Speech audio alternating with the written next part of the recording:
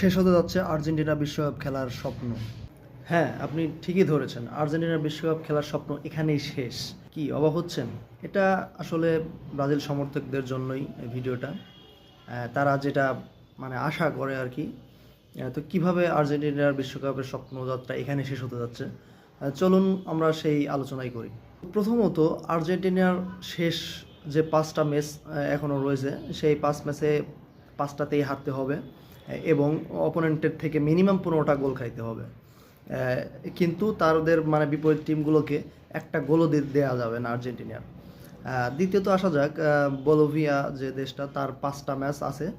সে last ৫টা ম্যাচই win করতে হবে অপোনেন্টদের সাথে এবং অপোনেন্টদেরকে মিনিমাম তাদের ১৭টা গোল দিতে হবে।